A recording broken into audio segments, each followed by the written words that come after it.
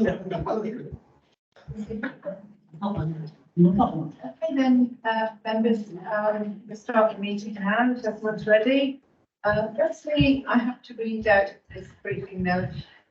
Start, so welcome to councillors, officers, members of the public, press, and those that are virtually joining us. So welcome everybody to the Policy Development Committee for November. A reminder, please switch your mobile phones to silent. As I said, there are members of the public and press attending this meeting virtually. So please switch off your microphone as well to avoid any disruption during the meeting, please. The meeting is being recorded and will be available in due course on the council's YouTube channel. Another reminder, to ensure that those attending virtually and in person can hear the proceedings and for the recording to capture the entire meeting, please ensure that you project your voice and speak clearly. Please remember it is a formal meeting and therefore do not refer to each other by first names. There is no fire alarm planned, therefore if the fire alarm sounds, officers will direct you to the nearest exit from the meeting room onto the car park. Thank you. Item 1, apologies, please, Kelly. Yes, Chair, apologies from councillors Hunt and Morgan. Thank you. I have nothing to bring up, Chairman, under item 3. Item 4, are there any declarations of interest? Already had just the point of order the minutes with approval. Oh, yeah. It's the minor thing. They're quite long. Sorry, I've gone on too fast now. Right, item 2 is to correct approve the correct record of the minutes of the meeting held on the 14th of September. Councillor Clayton. Thank you, Chair. Can I ask page 11?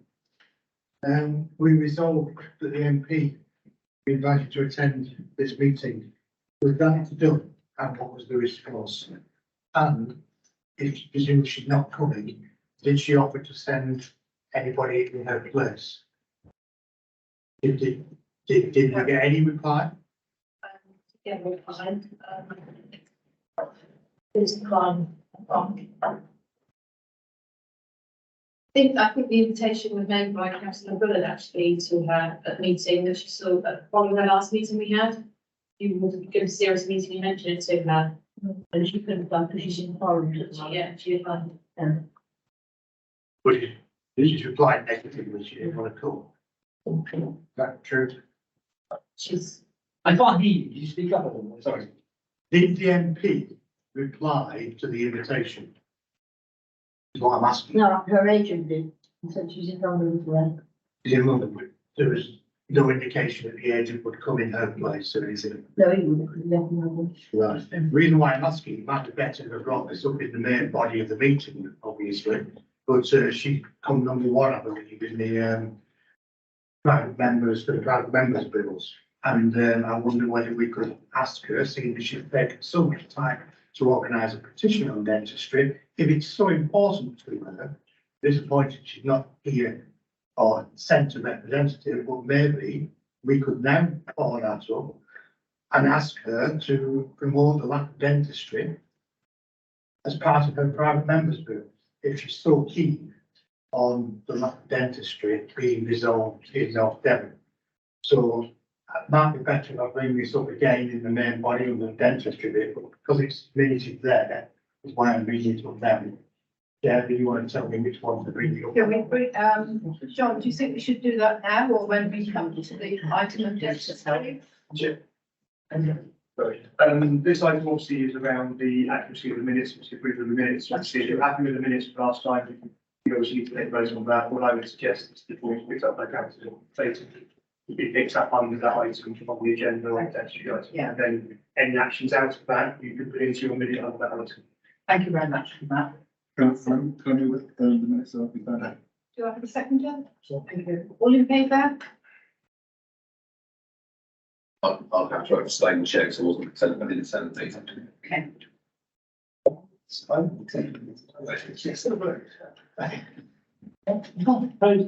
can't. What's it? I thought you can. Well, I'm happy to propose it. It's not allowed to. We voted anyway, thank you very much. Item 4, any declarations of interest received, Kelly? I've received none, Chair. Any to declare now, members? No. Thank you very much.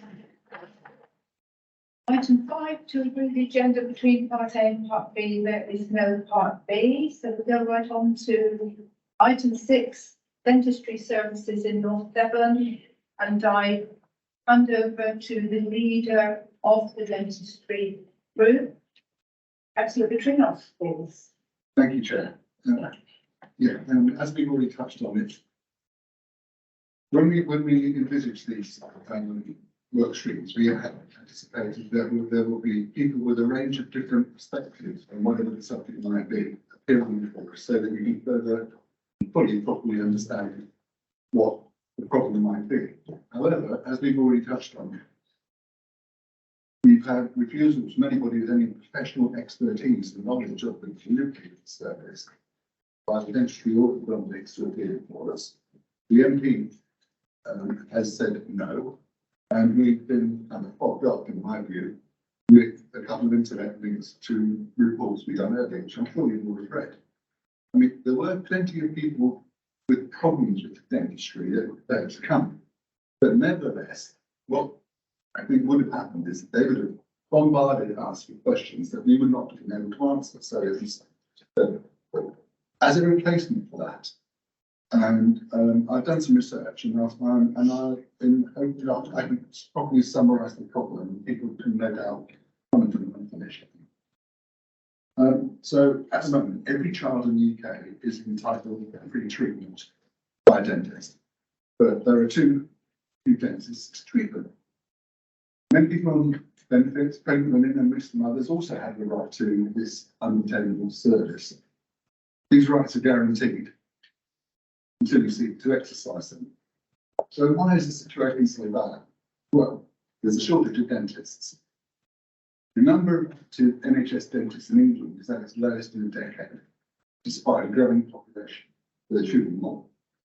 According to figures released earlier this year by the British Dental Association, which represents the profession, it found that, I'll round up numbers, 23,500 dentists carried out NHS work in 22-23, down by more than 1,100 on the pre-pandemic level, and the lowest number since 2012-13. Overall, 80% of practices in the UK no longer take on new child NHS patients, and about 90% are refusing new adult patients. The latest figures from NHS Devon tell us that 6,287 people on NHS waiting lists, dental waiting lists in North Devon and Tunbridge. They have come great drinking material, with 1,183 of the children. And corresponding figures for Devon are over 98,000 and over 20,000. A huge slice of your population. NHS sent me a link to helpfully to their website listing the NHS practices in Devon. So to find out how you can sign up to one. And I couldn't find one that would take a new patient. This helped contribute to the system, to the situation where last year fewer than 4 in 10 adults in Devon visited an NHS dentist. And only half of Devon's children, which is absurd. So there are fewer dentists with longer and growing waiting lists. For those few practices that are still accepting NHS patients. Horrible. The next part is the payment system. I mean, there's no real mystery about why the service is vanishing when people aren't taking NHS patients. If dentists treat patients from the NHS, they lose money. The state funding doesn't cover the costs. And it's getting worse because funding for NHS dental services has been cut in real terms by 4% a year, despite dental inflation rising by about 11%. So it's a 15% chunk out of their income. And then they're contractors, like GPs are contractors to the NHS. Dentists are contractors, so they have to be living. This strange payment system imposed by the government means dentists receive the same payment from the NHS for a patient who requires 10 fillings as for a patient who requires 1. They just get paid once for the most complicated treatment is about 4 lines. I had to agree that several times. I don't believe it, just nuts. So, for example, treating a patient earns 3 units of dental activity points, regardless of the length and expense of the procedure. Every practice has to meet an annual target. So there's no incentive for dentists to practice preventive dentistry, and every incentive to exclude patients that most need care. And to make it even worse, the NHS allocates dental funding to areas like Devon on an assumption that about 1 in 6 people will not need any dental care. And about 1 in 3 will be treated privately. So funding is given for half the population, and the money per person isn't enough to pay for the treatment. And here's an example given to us by a dentist in North Devon. This is a quote. I agreed to see an early 20s age son of one of my NHS registered families. He hadn't, but I should say, the dentist was reluctant and wouldn't come and appear before us because, of course, it's like right in the hand that not feeds him, but also gives him a few points. I agreed to see the early 20s age son of one of my NHS registered families. He hadn't been for a few years, but I agreed to see him on the NHS because his parents had been patients for years and he was my patient as a child. He did something like 2 teeth out and many fillings, getting dentally fit. This treatment will take about 3 or 4 hours of surgery, time plus filling materials, etc. Had I seen him on a private basis, his treatment would have brought around £1,500 into the practice to cover wages and materials and overheads. The NHS will pay the practice £150 for the same treatment. It will actually be costing the business and me personally money to do the treatment for him. While it's nice to do a nice thing for people, occasionally you can't keep the business afloat like that. That's the end of the quote.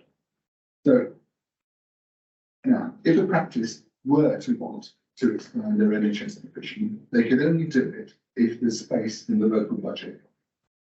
Points. And now there really has been, since no new money has been added to the pot, instead the pot's been shrinking. For some years, many of the available NHS dental contracts are included that by corporate groups who offer to do the contracts for a smaller amount of money than an individually owned practice. This is also a large part of the reasons now with orthodontists in Northern Devon. A large group took the contract of the old established practice by offering to do it cheaper. They did this by not employing the full-time orthodontist, but having therapists do most of the work day to day, and having a supervising orthodontist drive down from about 100 miles away occasionally. Supervise. He got fed up with the drive, and they haven't found anyone else prepared to do it because of the low value of the contract. They can't afford to offer a full-time job to get someone new to move to the area, and the 2 orthodontists living with them don't want to work for them because they used to run the practice that lost contract. That means there's no one to adjust braces for children as their mouths grow. So the impact of this. So apart from the pain and the suffering and the stigma borne by many people that can't afford private treatment and the great expense caused by those that have found the money, what other impacts are there? In a post on X, formerly Twitter, the British Dental Association said, quote, oral cancer changed more lives than car accidents. But NHS dentistry is still waiting on a promise to become regular. More than 3,000 people in England died from mouth cancer in 2020, compared to 2,075 in 2011, according to figures by the Oral Health Foundation, first reported by the BBC. Represents an increase of 46%. The Oral Health Foundation, Toothless in England, group that campaigns free dentistry, and the British Dental Association said the rise was a direct result of cuts to NHS dentistry. Also found that some of the Ukrainian refugees, temporarily living in North Devon, fly back to their home country for dental treatment because they can find it there. So they fly into a war zone because it's preferable to try and find dental treatment in the 6th largest economy in the world. As for the quality of dental care provided, it has also dropped. The number of complaints received by the Health Service Ombudsman, Rob Clearance, has increased by 66%, 2/3 in 5 years, from just under 1,200 to just under 2,000, 1,217 2017-18 to just under 2,000 in 2022-23. In the same period, the proportion of complaints upheld by the Ombudsman has increased from 42% to 78%. Now, he, the expert, says that the 78 figure is significantly more for any other area of NHS care, such as GPs, hospitals, mental health care, where the overall figure is about 60%. So what should we do? Well, we should brush your teeth, floss regularly, and keep your fingers crossed. And remember that it shouldn't have been allowed to get to this. It's the job of governments to do better than this. And I just noticed that both our local MPs, North Devon and Torridge and West Devon, have just voted in Parliament against a dental West. So remember that as well. Thank you very much, John, for that. We're grateful to the three local dentists who were willing to give us all sorts of information, which has really helped with the research. Sorry, John? I'm sorry. Councillor Wilson. Thank you, John. That was really good summary, but depressing. And I don't know if anyone else watched the video link to the DCC meeting where they were discussing this, but it was 2 hours or more, but they had the ICB, and I really don't understand all the complexities of the way the NHS is set up, but the ICB for whatever region it was, Somerset and somewhere else, probably Devon, obviously, they were there answering questions about dentistry in Devon. And they got onto the orthodontists in North Devon. It was a pretty massacre that actually raised it because she's also really concerned about the loss of the orthodontist. And the woman who was representing the ICB said, oh no, we really looked at that contract when that was taken, when it went through. We have oversight over it. And we really made sure that the new contract, that it was all due diligence was done and that it was really, really sound. And now that I've seen the letter from the dentist, I just wonder if there's something more to be done about the due diligence that they supposedly did, because it doesn't sound like they really did it. So, I mean, I've got lots of other comments, but that's the one that really in the forefront of my mind.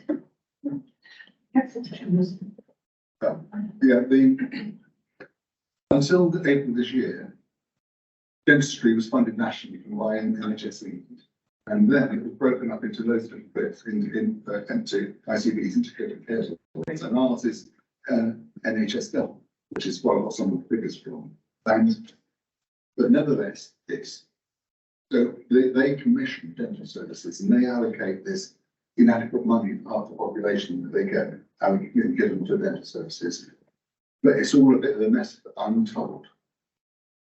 This isn't necessarily my impression is it's a bit of a mess, because it's all been reorganised and the commissioning's going to be looked at and people are unsure about jobs and all sorts of things. So I'm not surprised that it's that things slip through the cracks. It is all very confusing. You don't really know who you should write to about what. But you want to do your contract.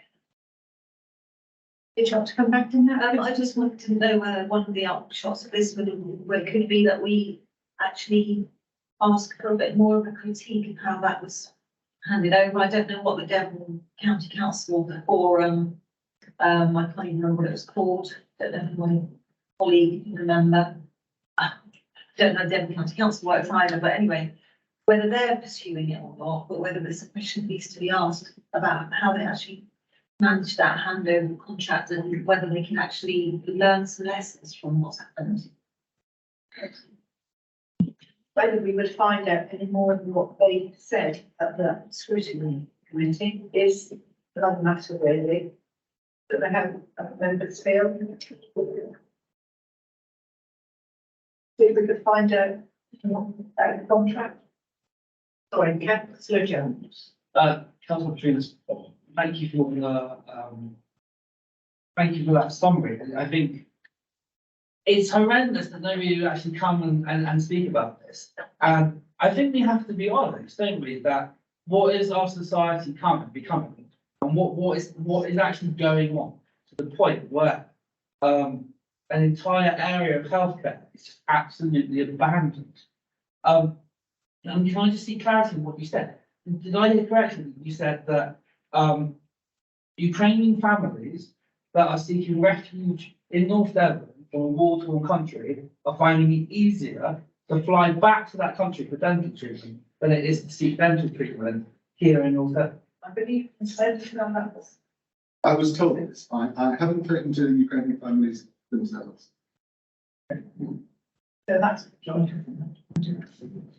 Well, I can make a comment because of my work connections in that I know that none of our refugee families can find dental treatment on the NHS. And you see, that would include our Ukrainian guests as well. And so I'm, great.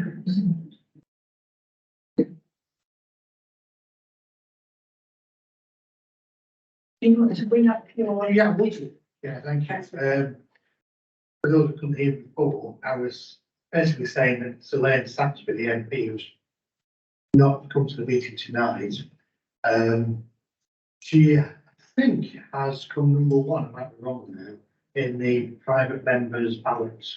So can anybody confirm that? She's certainly in the top 5, I think. So She's doing her consultation there, hasn't she? yeah, and I just thought it would be an ideal opportunity. If I can just remind members what she said when she launched the petition. She said, ever since I was elected, dentistry has been one of the most frequent topics in my inbox, on the doorstep and across my social media channels.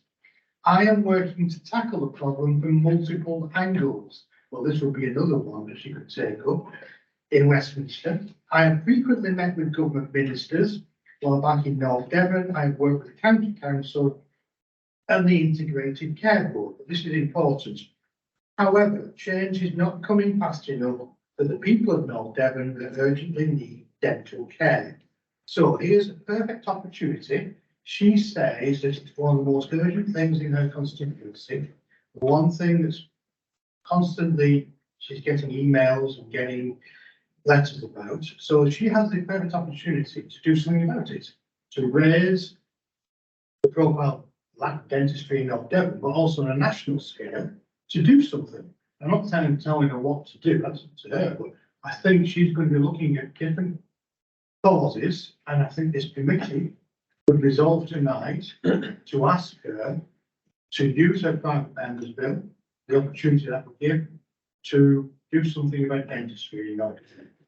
And if she's got other more important things, then let her tell us there's something more important than the lack of dentistry in North Devon. But I don't think there is. And she could have a real impact.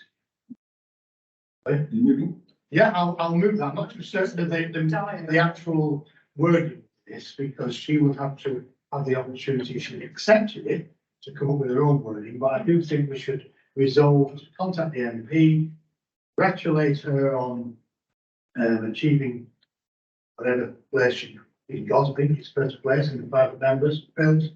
And would she urgently consider taking up the issue of dentistry? Councillor Bishop. No. Somebody said that. Thank you. Councillor Bishop. I just want to thank Councillor Clayton for coming on board with dentistry. I know that initially he wasn't warmed by the topic, and I think it's good that he's finding ways that we can move forward to influence Westminster. But thank you. Absolutely. I mean, as you know, I was concerned because it's a very important issue, but it's one that we do not have any say in. And I'm disappointed people haven't come along, but not surprised, to be honest, because they might think, well, what have we got to do? Well, here's the MP with the opportunity to do something. And this is the chance that we can have now using this issue that we highlighted dentistry in this forum to ask her to do something. So, please, Councillor Butler is fully behind my proposal. Councillor Wilson. I'm glad he's fully behind my proposal to tackle dentistry. Always been behind that, so it's what effect we can have. Councillor Wilson, please, and then Councillor Bullock. I didn't have my hand up. Didn't you? No. Oh, no wonder. Because only supposed to turn the heating down unless it's me. It is getting a bit Second that. Still got your delay on.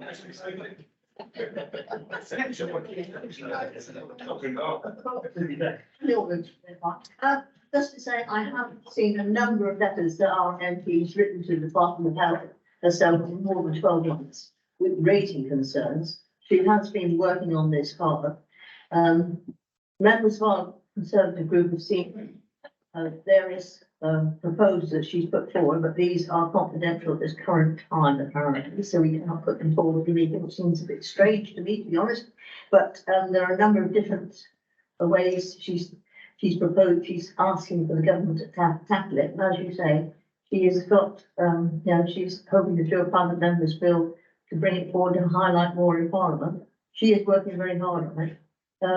But she was just unable to come at this present time. She can't, I understand why she couldn't come tonight. I mean, I just wondered if she had, to send somebody else. I'll go back to her agent and see if the information I've been given can be publicised within this committee. But currently, the information that's from the agent was this was between the Conservative members and not to go wider, which.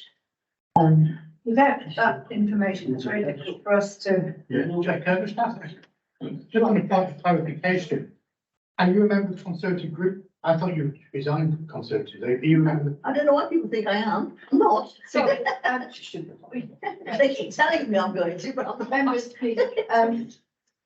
John Triggs. Yeah, thank you, Chair. Wasn't on that point, it was just to, obviously, members have a chance to have a read of the report, and obviously, if you're looking at actions you might want to take, the NHS obviously were looking at new procurement contracts. Obviously, the report touched on that there were two areas in the Northern Devon area that obviously weren't awarded in the first phase, which were 4,500 dentist activities, UDAs they call them. Dental activity in the EX39 area, which obviously is Bidford. Residents of North Devon, the access dentistry in the Bidford area, so obviously that is an impact by obviously that contract not being awarded in phase one, and 3,000 UDAs dentist activity in the EX32 area, which advanced to 7,500 dentist activities that were supposed to be awarded in a new procurement contract that weren't awarded in phase one. NHS said a further phase was obviously being planned, but obviously that was in the report that went to county in September. You may want to ask for an update in terms of where that procurement exercise is and whether there's been any developments in terms of those two areas being reinstated. That's half of the contracts that weren't awarded in phase one were in the Northern Devon area, the other 8,000 in TQ postcode, which is Torquay. So again, that's a personal question. You might want to pose the NHS to get an update on whether that procurement has gathered any pace or whether it's still dormant in terms of activity. Thanks for that. Yes, I don't know if any of you read the report. It does say that it's all targeted down to Plymouth, Exeter and Torquay, and we've basically got nothing currently for us in North Devon, which is what we're pushing for. Yeah. So, members, would you be happy to go against that? Sorry. We only pointing out information for you, members, obviously I can't make it close, but it's obviously for you to consider. Yeah, we can read it. But before we do that, we've had a proposer and a seconder to go down the route that Councillor Clayton is proposing to go. But we just had confirmation that the expectation is that our member of parliament Has further is information. taking that forward as her private member's bill on dentistry.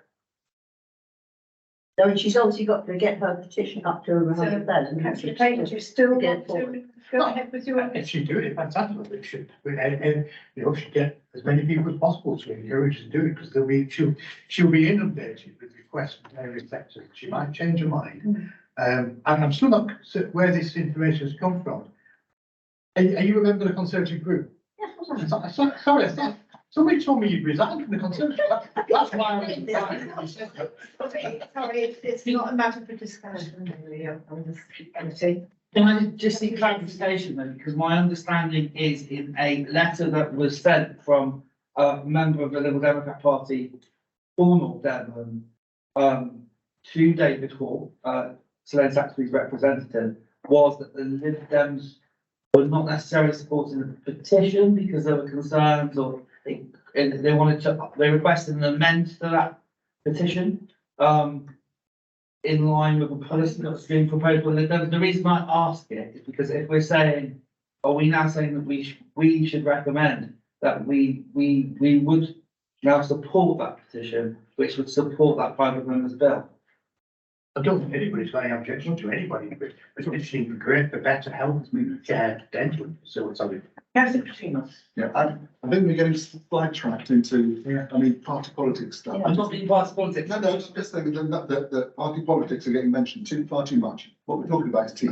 And I think it's important that irrespective of what the MP intends to do, we ought to try and influence that. Yeah. So that irrespective of the MP's got planned, she knows that she has backing from certainly this committee. So I think we ought to, perhaps proceed to vote about To asking. make her aware really what. That we, We're doing. Yeah. and at the same time, you might want to include in your motion that we also ask NHS Devon the status of the procurement activity for the unallocated UDAs in Northern Devon. Yes. Is that right? Yeah, I'm happy to. I'm happy to include that in that. Are you happy? Second. Thank you. Councillor Bushell. I'd like to make an amendment because I think councillor Petrinas has made a good point. That if this comes across as a party political thing, it may lose us traction with the MP. So maybe I will make the amendment that we write to the MP, we give her the full support of this committee and ask her to update us on the steps that she has made, which you think that would be a better way to approach this? Say as cross-party committees. Yes, In yeah. time, and Sorry, I have to disagree with that. What were the wordings of? All we are asking. Oh, second, just a moment. Yeah. You're seconding Councillor Bushell. Kelly, This is getting could silly. you write down applied Councillor All we do is, Clayton's proposal? my proposal Wording, is so quite that we know simple. what we're. It's just requesting that we send her a formal letter asking her to consider in her private members, congratulate her on in the first place, congratulate her on that, but asking her to consider using dentistry as the main thrust of her private members bill. That's all we're doing. Yeah. It's not party political, it's just saying, look, we recognise, as she does through her petition, that dentistry is a real problem. And we're just saying, can you do that? Because we don't know officially that she's considering that. She could be considering other things as well. So let's just say, look, Just to ensure let's that- resolve it to this committee who wants to do this. And likely to do it. Councillor Jones. But I think there's logic in saying we support it, but also in providing the evidence council's brought forward, which could be beneficial for that as well. So, So we, obviously, councillor Petrinas brought forward a whole raft of evidence on this issue. yeah. And what we're saying is that we want to support the movement of this. So ultimately, we're saying we support that. And here's some evidence of the situation in North Devon. As a committee, we support you in this endeavour. I think that's a good thing to do. Yeah, I mean, we don't know, she is going to put it as a private member's bill officially. So we just, all we're doing is, the Councillor Petrinas said, is asking her to consider it. And yes, provide all the evidence we can. Councillor Patricia. Are we just saying the same thing? Yeah, absolutely.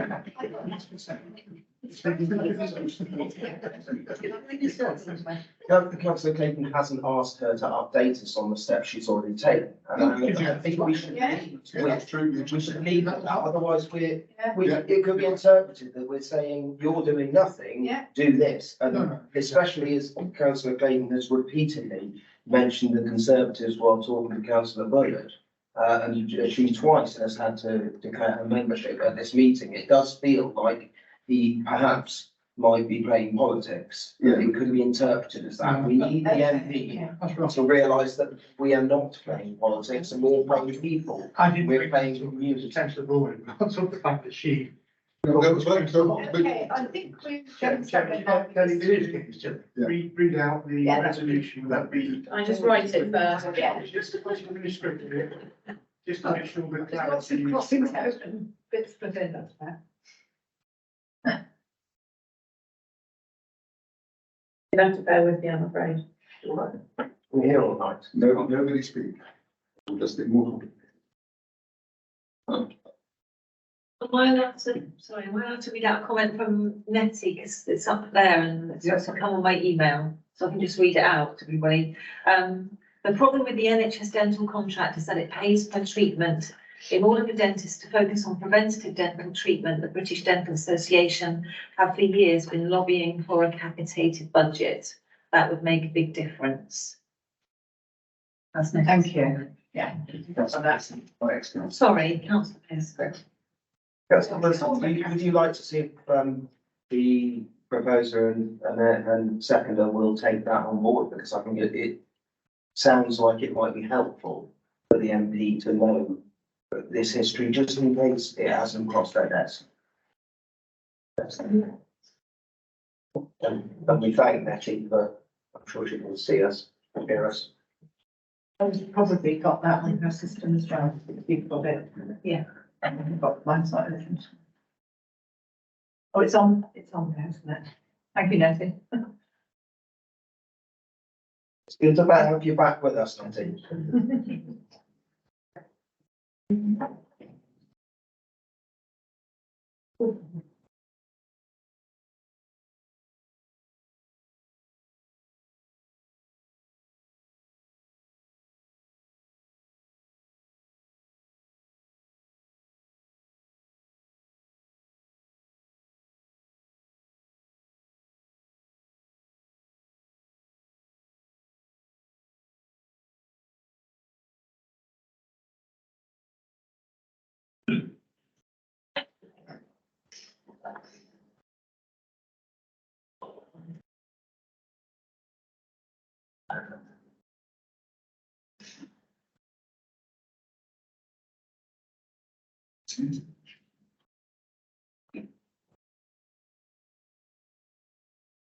Justice Ward from Jeff. Don't relax too much. My dental too. Yes, would you like some more veggie bags? No, I'm trying to give them up every day. What they think you know is stupid. I think they're very good. They're supposed to be a seat food. Councillor Jones has just been eating the chocolate drops. Would you like chocolate? Box chocolate. Yeah, I just Madagascar. Yes. Fair's rate, that sort of. Not bad, A little bit less, unfortunately. I've already done that all back. Yeah, I think it was about, the price jump. Not those Yes, 70s, yeah. it's terrible, but Fascinating. But I was thinking, I put in my mud muffins when I'm making the microwave mud muffins. In my snack book. you're so rich in the world. Maybe it does happen as well. It actually, if you put pizza in the microwave, you don't have to heat up the oven. But it does that other thing, but you don't have to have a heat up time, so it saves me money. Cross between the I think they said that we all are, which can't do this.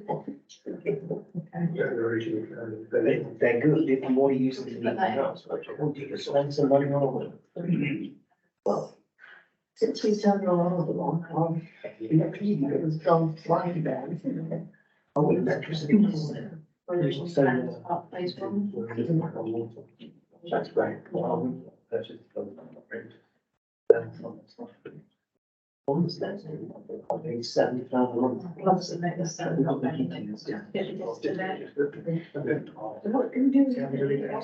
He's gonna have some more children. Oh, there. Yeah, I think Ken's ready to read out the resolution. I think, Thank you, Kelly. To contact the MP to congratulate her and to ask her to consider using dentistry as a main thrust of the private member's bill, and to give the full support of the committee and provide an update to the members on the steps that she has taken so far. Also to ask NHS Devon to provide an update on the planned procurement for the UDAs in the Northern Devon area, as EX39 and EX32 postcodes were originally planned in phase 1. I say 39 and 32, didn't you? EX39 and 32 were originally planned in phase 1. That's the right ones, isn't it? There was, interesting, at the beginning, you talked about congratulating the MP, I mean, we congratulate the MP on coming so high in the member bill ballot, the public-private member bill ballot. I think she got first place, but Yeah. you might have, It's so high, isn't it? you might have checked that, In Kelly. private. Yeah, to be honest. It'll be it's a big, she's number one. Got a hand and job. from members of public netting. You would, yeah. I'm happy to propose that Mrs. Understanding orders to allow councillor, former councillor Pearson to. Yeah,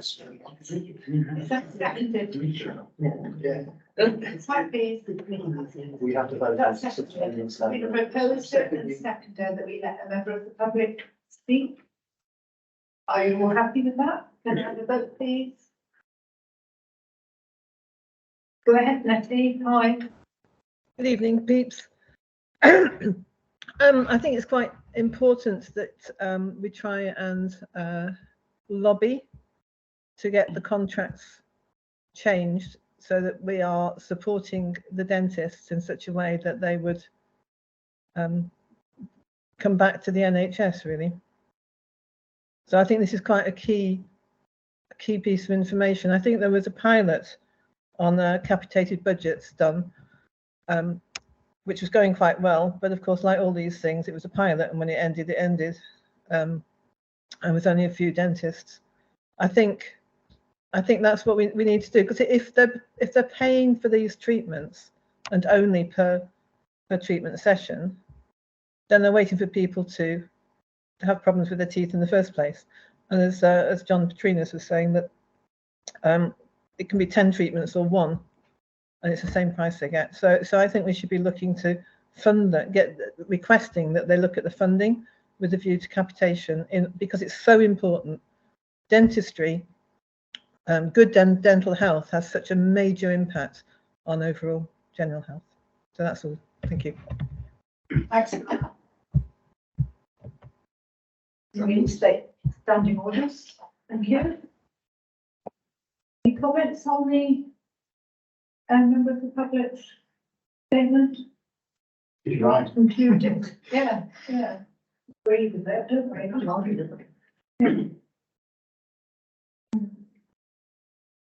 So if you're happy now, you can vote on the recommendation that I read out to you. Can I propose that? Yeah. Seconded. Agreed. Right, thank you very much. Thank you, gentlemen. I'm still not sure how this works, but can I propose that we raise a motion as a committee at full council to request support of the full council, but also support we just put forward?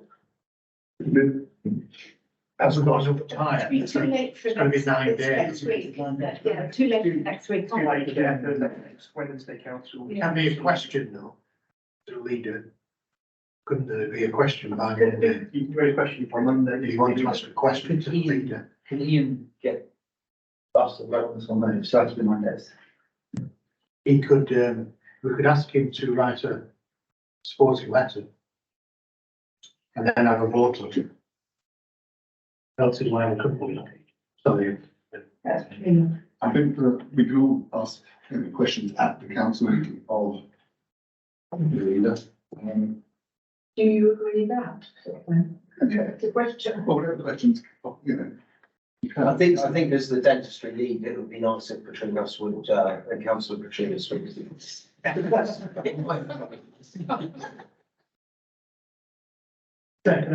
Would write a letter on our behalf.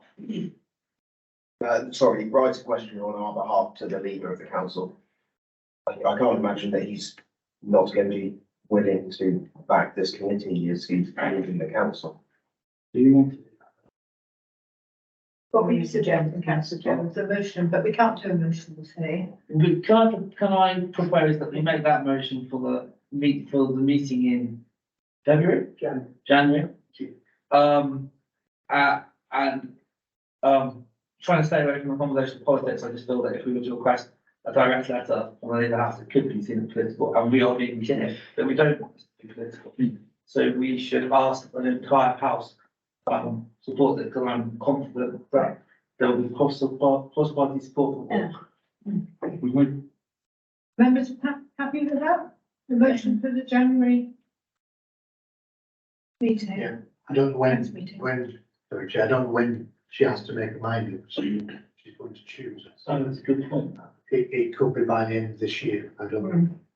I was going to suggest that, I mean, we could do that as well. We also, Councillor Patrice, on behalf of this committee, could ask the lead member on this, if the leader will support this committee in asking the MP to take on the issue of dentistry in their private vendors building. Madam Which is a Chair, possible question. may we use perhaps the facility that the chief executive of this council gives her a phone call and has a chat with her about this, because then it would be apolitical. And I'm sure he does have a telephone number. He's conversed with her a number of times, and does it on behalf of the council from this committee. Yeah, I think that's a good idea to bring in the officer to. If it was a committee, you could write to the MP directly, and have a letter that's signed by. Isn't that what we agreed? It's part of your, so your efforts to be this evening, so are you doing that already anyway? Yeah. I think Councillor Jones's suggestion is a good one, if it's in a time frame, and if it's not in a time frame, perhaps Councillor Patrinas would be willing to ask a question, he could do that as well. We do that too, and also we can make it known that there's going to be this motion in January. You're only routing to council on Wednesday is my question. Yeah. Okay, can I second the proposal by councillor Jones? We've already. On putting a motion to the January council. I think that's already passed. Let's go. Well, I don't, not It yet. wasn't that, so. No, we did vote on, we do a motion in January, so. Proposal second, all in favour? You know, Right. So, I think, move on now. Sorry, can I just clarify, are we also having the councillor Patrinos is going to ask a question of the leader for this forthcoming? No. I might. I haven't decided yet. Yeah, no, I will. I did propose that. I'm guessing councillor Patrinas is seconding that. What? That you write. Oh, I think we're there now. Yeah, that one, right, it's just a stand up. The question. Yeah. Finally, were we going to also ask questions of Devon County Council about the lack of contract for building and Barnstable, and also That wasn't. that's also, that's the question. It was NHS Devon, not CCC. Okay, Yeah, thank you. strict gun, yeah. Right, thank you, members. Okay, move on. Item 7 is performance and financial management, Q2, 23-24, John Tricks, please. Chair, I'm going to pass over to Tony Brumber, finance manager, who's going to present the information for you. Thank you very much. So, thank you, Tony. Thank you, Chair. Good evening, members. I'm here to present the Q2 performance report. The recommendations are detailed in your report 2.1 to 2.6 on page 31. Firstly, I'd like to talk through the revenue budget position. The revenue budget for 23-24 was approved at full council on the 22nd of February 23 at 14.766 million. Forecast budget surplus as at Q2 is £68,000. This is a £51,000 improvement from Q1. Variances making up this small surplus are shown in Appendix A on page 41. The original budget for 23-24 is forecast to achieve £250,000 worth of vacancy savings. The current position forecasts this will be achieved. 142,000 is known at the moment, but is anticipated by the end of the year we'll achieve the 250,000. The National Pay Award has been agreed by the unions, and we've included a provision in the forecast based on the accepted offer. This works out at an average of 6.7%. The additional costs are estimated to be £436,000 and have been funded from the Budget Management Reserve. The collection fund reserve balance of just over 1.34 million is held to deal with timing differences within the collection fund. The reserve includes just over 912,000 that will be utilised in 23-24 and 24-25 to mitigate against timing differences of business rate awards in 22-23. This leaves the reserve with residue value balance of just over 427,000, which is for future protection for future volatility. The rateable value of the museum has been reduced down to £1, and this has resulted in a net impact to the council of £228,000. And the Q1 performance report recommended that this was contributed to the regeneration reserve for future projects. Current external borrowing is £3 million, and due to slippages in the capital programme and using cash balances for internal borrowing, we are forecasting a net 164,000 underspend on interest payable. In addition to this, there is no anticipated use of the Treasury Management Reserve during 23-24, and the full reserve balance of 275,000 can be carried forward to future years to help protect and mitigate against higher borrowing costs in future years. Due to higher interest rates, we're also reporting a £250,000 net increase in interest receivable. We're also under pressure from increased costs and volumes from temporary accommodation. We're currently forecasting 194,000 increase in costs, and these have been offset in year by the additional homelessness grant. Earmark reserve balances can be found in Appendix B, pages 43 to 45. Now moving on to capital. The 23-24 capital programme is attached to Appendix D. Current 23-24 capital programme stands at just under 23 million. We're proposing variations of minus 5.4 million, consisting of 3 additional capital bids, reduction in capital project costs, and changes in scheme fundings, and £5.2 million of spend to be slipped to later years. The full details of these movements can be found in 4.4.3 of your report, pages 33 to 35. These changes take the revised capital programme 23-24 to 25-26 to just under 35 million. And the overall scheme is funded by 13.3 million capital receipts and borrowing, 18.7 million external grants, and 2.9 million earmark reserves. The actual spend at the end of September is just over 5.3 million. Release of funds for this quarter can be found in 4.4.8 on page 36 of your pack.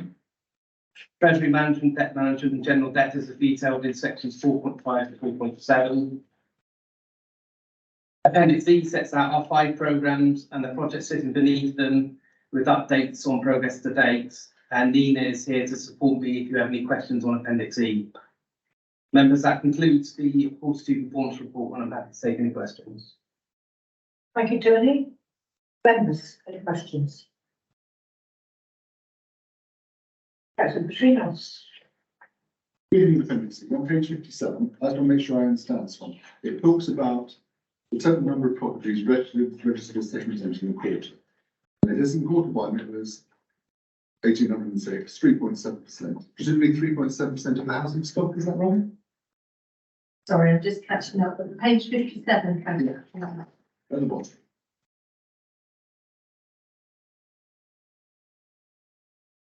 There's a description Total number of properties registered as second homes.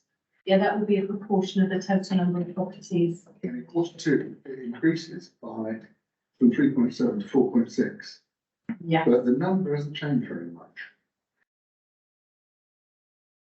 Okay. You know, the 1800, and it's gone from 1806 to 1820. It's gone from 3.7% to 4.06%, which is, you know, about a 10% of the 3.7% increase. Yeah. So the number of households that we're losing is 44,729. So that was on the previous page. That was figure of 2021. And I haven't got calculators. John's busy doing those calculations for me. I'm only asking because the numbers looked odd to me. Yeah, I might that's- definitely make one more correct. What are the numbers that they've So the 1820 is 4.06% of the 44,729. If it's 1806, then that would be 4.04% rather than 3.7. I think they're probably Eagle-eyed. by slightly higher number than it probably should have been. So the percentage in Q1 should read 4.04%. So it's a very small increase in terms of percent. Yeah.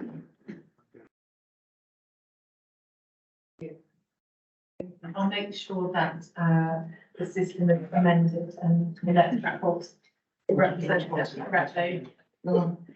Just interesting. Thanks, Chair. It's a bit of a general question, this, about domestic waste charges.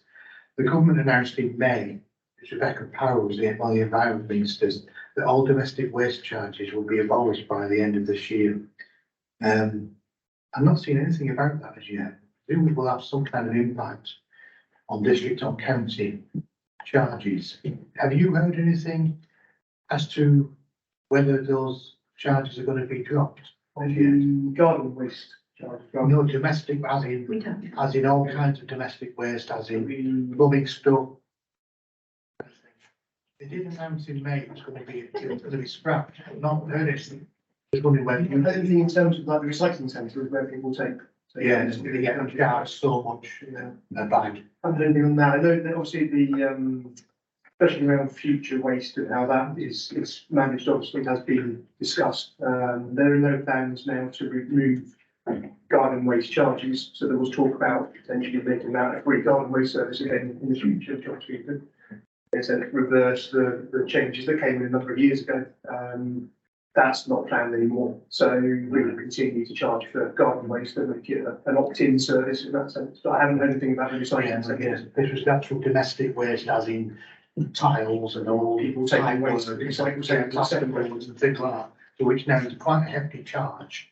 And to try and stop fly tipping, the government announced in May it will be scrapped by the end of this year. I've not seen any Don't dates. actually think, not anything on that one. Right, okay. Okay. Thank you, John. Yeah. From that question, can. Sorry, I didn't- No, it's just leading on. Excellent night. Has ended that.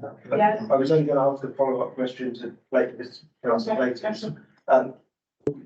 Councillor Knight, first, we can come back. As legal waste and recycling, I think there's two separate things. It's Devon County Council, it has been in the pipeline, scrapping the charges. It's not for domestic waste, it's for DIY waste and rubble and things that get sent to Devon County Council facilities. So it doesn't affect us.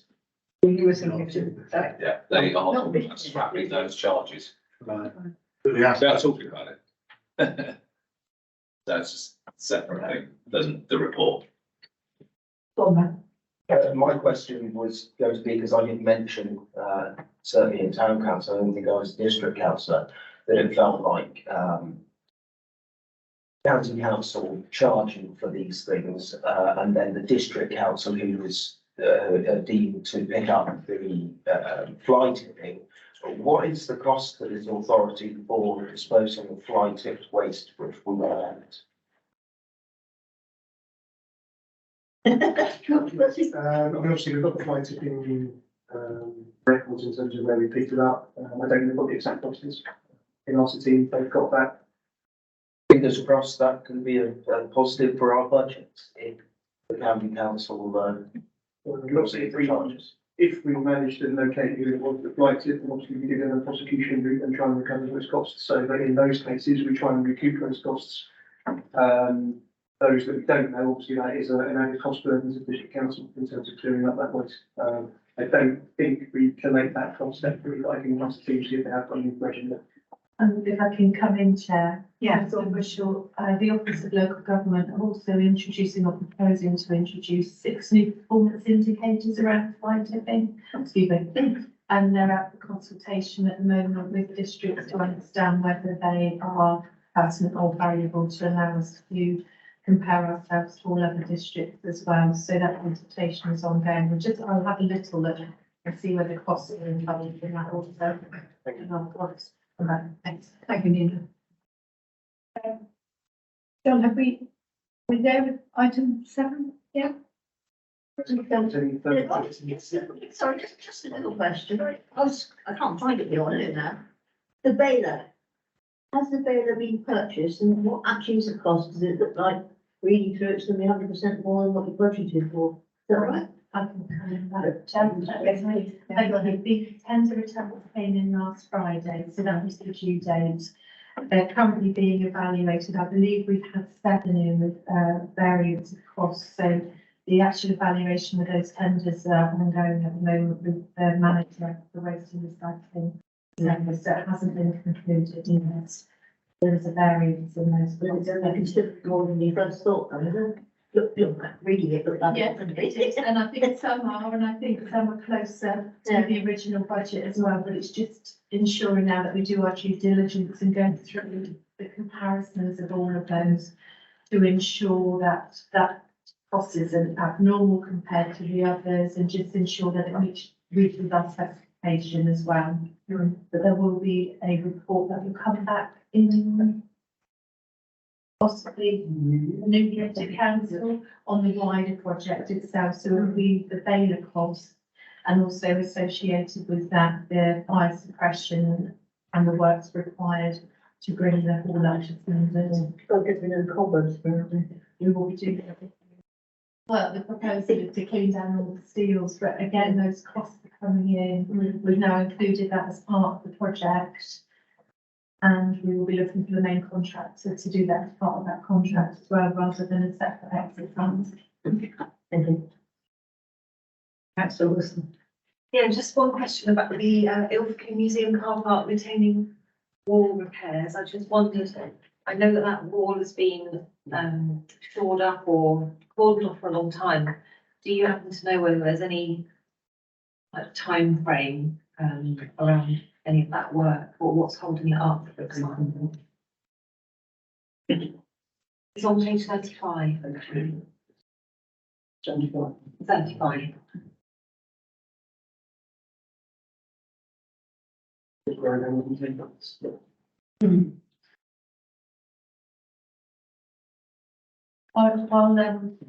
Mr. Triggs is looking at that, I've just been looking at the fly tipping proposals.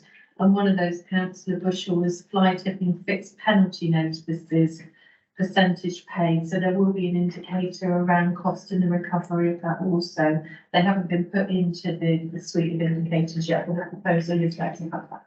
do the fixed penalties come back to this authority or somebody else? Mr. Triggs says they come back to us. That's very drawn up, and I wasn't expecting that answer. Any fixed penalties we need to issue come back to this council with the awards are issued. Have you found the Have checked. museum wall? Yes, that they help me, thank you. The Ilfracombe Museum car park wall repairs, that budget's been moved into 24-25, so nothing planned for this financial year, but in discussions with the project team, they're envisaging it happening in the next financial year. So it's not being pushed into the longer run, but certainly it's a project that's moved into next financial year. So that retaining wall is holding itself up. It's not a health and safety risk per se, there are provisions in place. It's cordoned off, but it's been there, I mean, I've It's worked, been like that quite. yeah, I've worked at the museum for a long time and it's been like that for about 8 years, I think. So I was wondering Yeah, the capital budget for that one was only approved, I think, last year. We currently, so it's only the recent capital bit that came forward, so it is a piece of work that the property team have in their plans. What I will do though, councillors, I'll get an update from the team as to when the visits are happening. I think it's been moved in 24, 25. I don't know if you've got the update dates from the returns you have, but we can get that and get an update back to you by email. Yes, members, we move on. Thank you. So we move on to item 8, which is, Sorry, Chair, we just need to move all the recommendations made by the strategy resources, just to say you endorse everything. we endorse their recommendations. Are you happy with that? Anyone need to be? You read the recommendations at the beginning of the report. All happy to endorse those? All in favour, please? No? Any against? Abstentions? Okay. Right, and I think it's over to you, Adam, isn't it, for item 8, please? Yes, thank you, Chair. Yeah, the council's treasury management strategy for 23-24 was agreed by full council back in February. This is the mid-year review report, which is looking to make some amendments to the strategy and to give members an update on our current treasury position. Based on the revised capital programme, our forecast capital financing requirement or underlying need for capital purposes will be circa 30 million at the end of the financial year, a 3.3 million reduction from our original strategy. We project to fund the CFR with 9 million of external borrowing, 3 million of long-term liabilities in relation to our vehicle fleet finance leases, and the remaining 18 million from our own reserves and cash flows as internal borrowing. Internal borrowing remains prudent and cost effective in the current economic conditions, but this position will be reviewed again when the annual strategy comes back to members in February.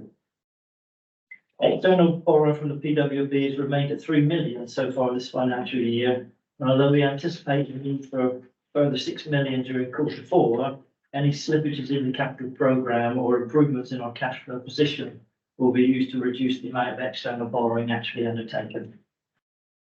Given that bank rate is expected to reduce over the coming years, any borrowing would be short-term and undertaken in consultation with our treasury advisors. Borrowing forecasts are also lower than the original strategy due to slippages in the capital programme and higher than expected cash flow balances. In terms of investments, our portfolio has yielded 240,000 interest during the half-year period, and we will forecast this will be in excess of 400,000 for the year. This has been an average rate of 4.01% compared to our benchmark of 4.71%. However, if we exclude the funds held with our own bank for day-to-day liquidity purposes, then the investment yield would be 4.93% for 6 months. The Chief Finance Officers have confirmed that we've operated within the Treasury and Prudential indicators of the Treasury strategy. That concludes my update. Thank you very much. Any questions or comments, members? Are you happy to approve the recommendations? 2.1 and 2.2? All in favour? Thank you. Thank you. Thanks. Anything for that? And now move on to our truck programme. Ronnie Adams working out whether he can run out of there. As needed, he's thinking, I never thought it was. I'm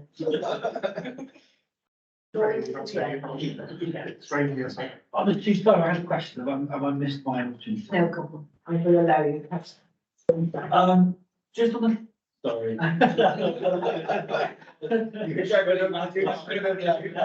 That's not a question, Chair, it's one of the. I can formally say that item's closed. So, capital expenditure by service, there is estimated spend 23-24. On most of those areas, so I'm on page 89, top of page 89. There is significant budgets put aside for investments in those areas, but most of that expenditure hasn't taken place.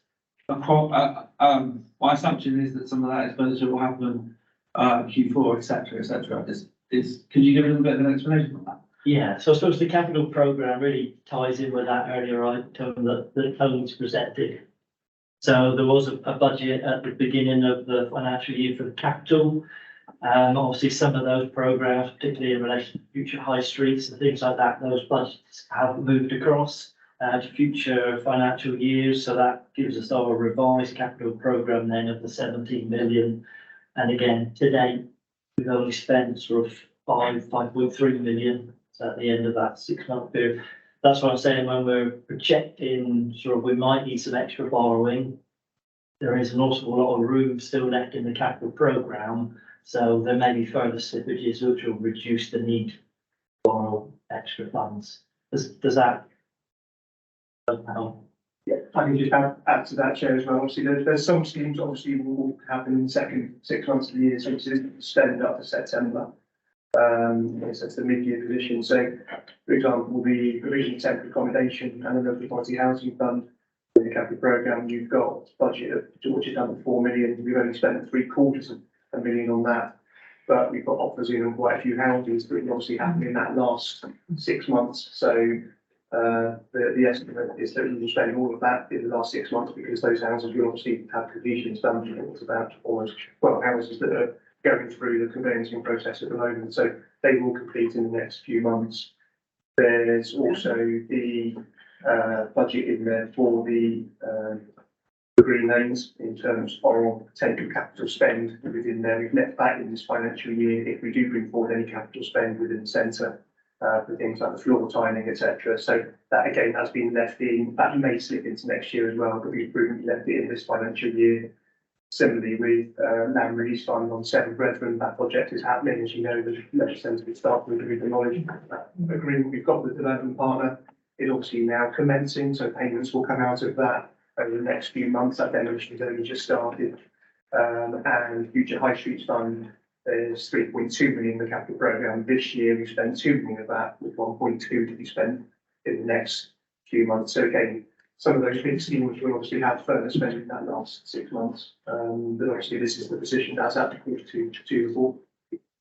Well, is that because you're taking a more conservative view, not spending money that you budgeted?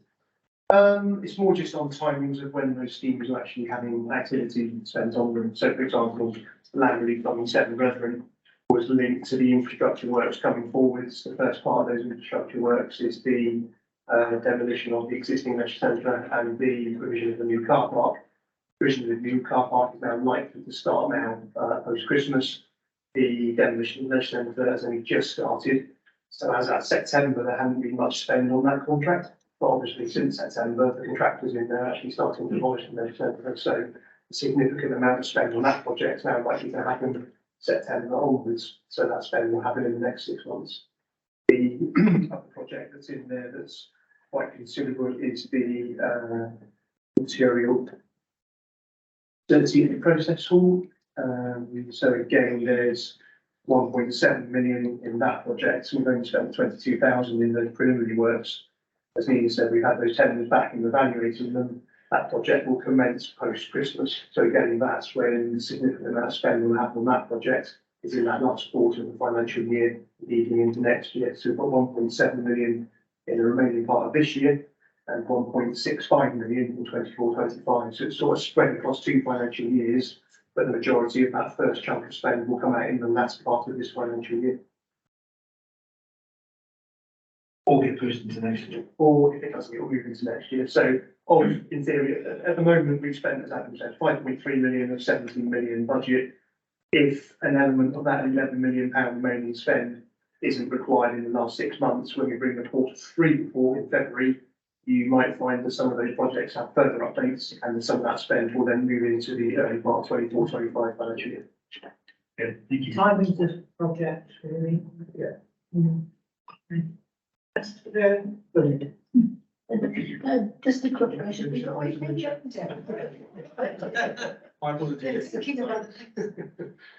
Just a question on, this proposed move of the hub from Linton House into Green Lanes, will the funding of that, will that have to come from the Green Lanes budget?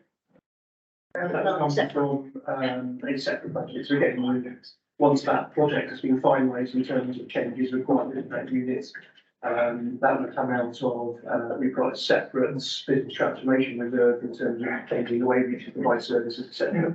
So we can fund that project from that reserve. That will still have to come through probably the capital programme, and that will form part of the figure that comes through the February report, but the funding of that will come from the business transformation reserve. Thank you. Okay. Okay, the members, right, thank you for that, John. Thank you very much. So we will now move on to our work programme. If you're happy with that, move on.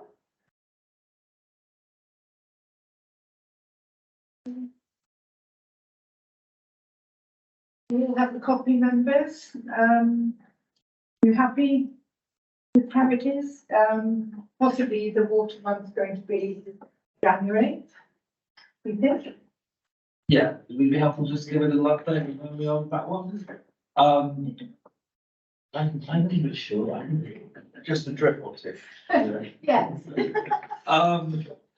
the proposal is to give ourselves plenty of time so we can really get into it and make sure we get the right people. So if that means delaying, so what we're looking for is a public meeting, probably in a different location to this, and we are looking at the price to hire Petroc or the library in Barnstaple with the hope that we can get more people into the room. We start putting together a list of experts that will be coming and have some support. And the aim is to get an understanding of where we are in terms of water quality in North Devon across beaches and rivers. At the same time, we're simultaneously supporting a project with West Country Rivers Trust, and a group of us went along, and about 30 people were trained up to test water quality across North Devon last Saturday. And we've already got a second training date we're looking at in February, where we're hoping to then create a network of people that will be monitoring across the whole of North Devon. So we have visibility of what's actually, what's happening. But the aim of that public meeting will be to find out effectively where we are. That would be brilliant event on Saturday in Broadley. Yeah.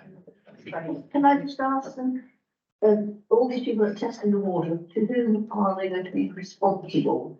Will they be reporting to South West Water who are doing it, or It's to go? a good question. So I think the first part that we were looking at having two meetings, almost a meeting where we get people together to find out how do we put some kind of network together. But what's apparent is the River Trust is well funded and has an existing program. And that program also comes with a database and an analysis team. So all you have to do is get enough basic data across the catchment by getting enough volunteers that data then just, so you go once every 2 weeks down to your spot of river, you do these basic tests with the kit they give you, you then put it into the app, and then that information is then picked up by the Rivers Trust, who when they have enough data will do a report on your catchment to evaluate the overall water quality. And what the Rivers Trust won't do is lobby. But when we've got that data, the thing that's really exciting, and I know that our MPs are going to really be so happy, is that they're also rolling this out to coastal waters as well. So we'll be able to prove, as was mentioned in the House of Parliament yesterday, that we have the cleanest beaches in Europe.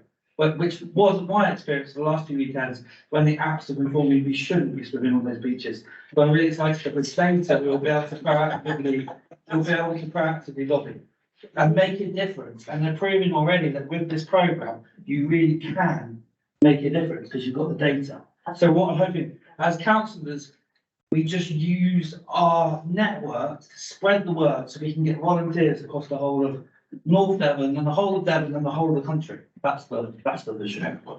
So you can tell us when the next date is, so we can spread the word on that. Yeah. Thank you. Not very much, great. Councillor Katrina. Yeah, it's about these working groups, like the dentistry and the one that Councillor Jones just described. Now they differ, and the one about dentistry wasn't meant to be like that, as I mentioned. It was meant to be with knowledgeable people in the room, able to give views, and us then able to come to a decision about how to take it forward and do something about it, which we've had to do pretty much in a vacuum, really. But irrespective of the difficulties we get in the statutory one, other ones may not be that difficult, because, as we just heard. But I was talking to the chair, and we've come up with a sort of skeleton about how they should work. Broadly, I mean, it's not prescriptory, it just describes who's responsible for what. For example, it talks about member services sending out invites to people, for example, and how the things broadly run at the meeting, that sort of stuff. I mean, it's not, as I say, it's not a decision, it's not prescriptive, it's just a way of, it's like a crib sheet of who goes what way. And I think it might be useful if, that it's, because we discussed it together, and the member services just looking out to the rest of the member committee, saying, know what's going on about the work group. I mean, it's not really a work program. Process of things happening and who does it. It's very short. Yeah. So is that good to go out to all members? I was just had a question on, well, it's not a question, it's just a, looking at the water quality again, maybe part of that could be, looking at trying to tackle the relationship between the number of homes being built and the lack of improvement in infrastructure, because that, frankly, probably directly correlates. If the government wants us to keep building homes, well, South West Water needs to be a consultee in the planning process, because at the minute they're not. So they actually, there's no compliance to improvements, it's just a notional improvement. I thought they were a consultee and they always said yes. No, I don't think they're I actually a thought they consultee, said no an comment. official consultee in the planning process. I don't think, I may be wrong. I think you do. No, my understanding is that this was changed under Tony Blair's new Labour to increase the ability to build houses. Correct me if I'm wrong, because she's knowing more about this than me, is that there was an amendment made, so basically you didn't have to go through the same process in terms of the water companies, in terms of the infrastructure that needs to be built for new houses. So basically it's overlooked. So developments today are built knowingly known that there is not the infrastructure in place. And my understanding is, quite excitingly, the Catchwood closest to me, which is the Little Dark, has already got some of this taking place. And as explained to us on Saturday, there's a range of programs that the River Trust are offering, which also include infrastructure assessment. And through that program in Chumley, I believe, they identified that the infrastructure put in place was not adequate for the houses that had been built. And for the first time in some time, South West Water conceded and have invested money to bring that up place. And the whole point is, this network exists, the money's there. Once we basically, the next meeting in North Devon, the next training, we'll make sure there is enough places for everyone to get trained and we can all go. A small group of us spread the word a little bit and it's starting to get out of control. So when we've got enough places for enough people to be trained, we will spread the word. And South West Water will need to be conscious that we will be getting that data and we will be coming on to them. And hopefully we will be able to make a difference. Thank you. Yes. You would like to then speak? No, Chair. I was just going to ask a question about the December meeting. Obviously, you've got the December meeting scheduled, the formal meeting. Are you still requiring that one if you're having the separate meeting? Obviously, we need to schedule that in December. Committee cycle. That's the organised one. Possibly, possibly not. So maybe sounds like potentially your other meeting might supersede this one, but be held somewhere else on a different time of day. Yeah. It's January, isn't it? You got a date fixed for that? We haven't got a date because our feeling was after the situation with dentistry was to ensure that we can pick a date where we can get the most people to come to it.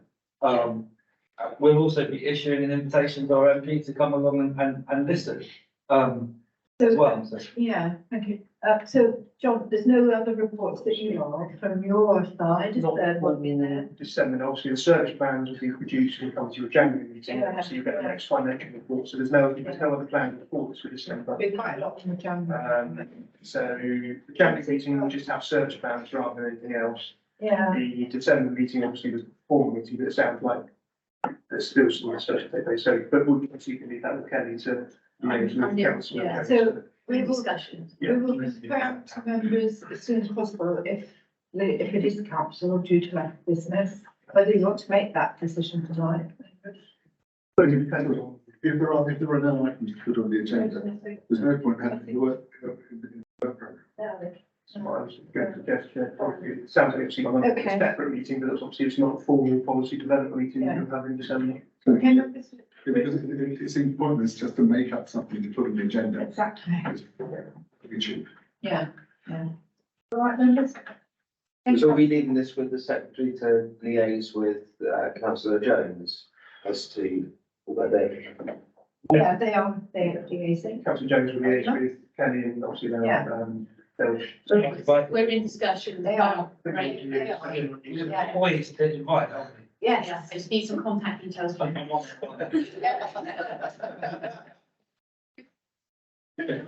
think what you're expecting, that, were you? Listen about that. Councillor Petrinos. Thank you. I've got a separate issue, it's about the agriculture one that the council budget's leading, which is not scheduled on here to happen for another 4 months. And it just seems an awfully long time to have to wait to do this, because you know better than me about the changes sort of sweeping through agricultural funding. And we really ought to, I think, perhaps step it up and bring it a bit further forward. Because otherwise it's just going to be, after the horse and bull. I can't see where we fit it in there. And horses on agriculture. Because we can't put it in the February one, can we? Because that was really high up. Quite a heavy agenda. There's a lot more in February, isn't there? From what I understand, there's still a lack of clarity from government. I think December would be too quick. Yeah. The point, as I understand it, my take on it is that if there's a lack of clarity from government, then that's an issue that we need to bring up and highlight. We don't need to wait for the clarity to be clarified, to clarity Will it be to point out that there's a lack of clarity and that they should be doing something to tell people what's going on. We added it to the work programme for December. If that was That's what you're saying. December would be too quick, I think. we can invite the. Yeah, the January meeting, you've got the service plans. Historically, that was quite a large meeting, but now we've got the programmes, you get a lot of the bigger projects coming through the programmes, you had obviously a report for this evening. So service plans you have in January are less in detail because it's some of the more operational service plan information. So there'll be less information on there. And normally you choose as to whether you want to bring all that list of service into all the service plans, or in advance you decide that actually you want to focus on specific areas. So you have got an opportunity with the January one to obviously scope how you want to play the service plan items as to whether you want to bring everybody in and look at every single item in the service plans, or you could just scale that around. Obviously, you could then have a discussion around the agriculture in January. Because there again, we were talking about bringing in interested bodies and having an open meeting, weren't we? I think that's. Yeah, I've got my hand up. Yeah, you. I know that, okay, there'll be the service plans might not be as onerous as it has been in the past. It might be, not might be as long, but nevertheless, we've got that meeting, which will take time. And just tacking a bit on the end for agriculture or, it doesn't seem appropriate. And at the same time, in that January, we also got the water quality meeting as well. So we've got stuff going on there. All I'm just doing is raising my concern. I haven't necessarily got a solution yet. Councillor Jones. Councillor Jones, I understand your concern and agree with the reason for making it. We can also take the opinion, which is if we leave a little bit of time and we do it in March, we can do it thoroughly detailed, make sure we bring plenty of people in and do something that it is such an important subject, and I understand the reason why the urgency. They don't want the urgency into it. But the reality is, if we bring it before March, are we actually going to be able to give it the time that it needs? It doesn't look like with the present work schedule that we can, does it? It's opposite in there, Perhaps then, as a way around it, would be to have a very short, two piece of paper to the next meeting describing what's planned for agriculture, who's going to turn up, what progress has been made, what the key dates are. Just to. Yeah. Not a full load of. Yeah, we can get together, and maybe in the meantime, councillor Bird might use the inside line to our MP to see if we can get some advanced information, because at the moment, the farms I'm speaking to are flibbling like jelly, because they still have no further clarity than any of the information that we had in our last mini group meeting. And they are rather worried, and as they were then, they said it's all good and well government giving out grants, but if you don't have the funds to back the grants, you can't buy the equipment. You can't match fund the grants, Yes. it's a non-starter. And the lack of the subsidies due to the failure to take over from the strategies pre-Brexit seem to be evolving and falling into the waste paper bin and changing with the blink of an eye. Just maybe a brief update for the next meeting. I mean, the basic problem is that it's no longer money to support farmers to exist as such. It's public money for public good, which is why it's been slanted towards the environmental issues and that sort of thing, which not all farmers can achieve. So, really. Although it does seem that the things that are in place are trying to move things back towards land quality and lower inputs of fertilizers and other things, which in themselves is a very sensible thing to do. I think when I was back in school many years ago, that you have crop rotations and leave fields fallow, and that had been taken away from agriculture. And it would seem that we're moving back towards more sustainable use of the land. Which is fine, we've all got to eat. I was going to say, which is fine, but we need to keep our farmers in business in order for them to make food. So Okay. we need to have an update in next We have meeting. to have an update. Yeah. Just, do we need to officially add it to the work programme for December? Yes. Should we cross out December and put in something on I think. Well, could I propose that we put agriculture on both the December and January's meetings? That's all. Well, that wasn't decided. Yeah. Kelly and Councillor Jones were going to liaise, weren't they? We decided. Yeah, we started. Oh, well, that's a shame. Yeah. Yeah, just the right idea, they're not all good.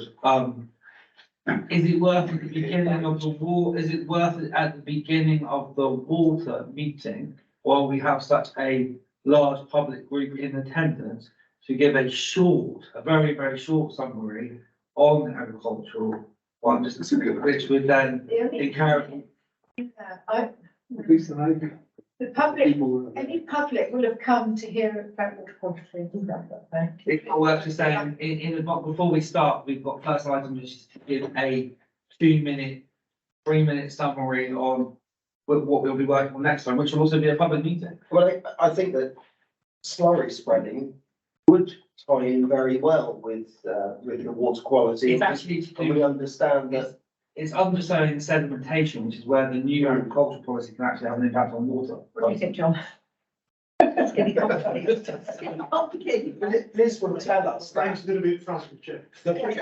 people will throw slurry in the ground. Chair, we're not doing what the items about, which is figuring out what's going to go on. Chair, the item on this is the work programme. Obviously, with the technical comes with each item. I think you're delving into a bit of detail. Well, obviously, you've got the meeting in December, which is not the formal meeting, but you've got the other public meeting, which is purely on water quality. I wouldn't suggest we cloud it with talking about agriculture in that meeting. I know there are some crossovers, but I suppose the people you're inviting are coming for that purpose. It's like the waters, isn't it? It is. Very good. But obviously in your January meeting, you could at the beginning, before you did service plans, if you wanted to have a short update on Yeah. the agriculture item, That's- then being I think developed that's the for way- a more full meeting, that might be a Yeah, more. that's more sensible way to do it, yeah. You could do that at the beginning of the meeting before you get to the service plans. Okay. I think we're there. Okay, members? Sorry, I just need to know the work programme, please. Oh, just to note it. Happy to note the work programme as amended, please. Noted. In favour? Lovely. Thank you very much. Thank you, members and officers, very much. Stephanie just confirmed there's no truth to the agreement that's going around, you're going to make it compulsory for us all to wear the shirts next. I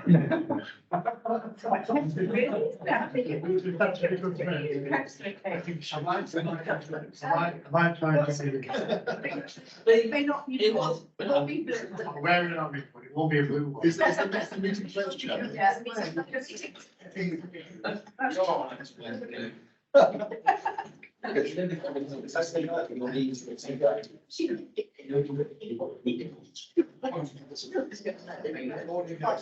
Start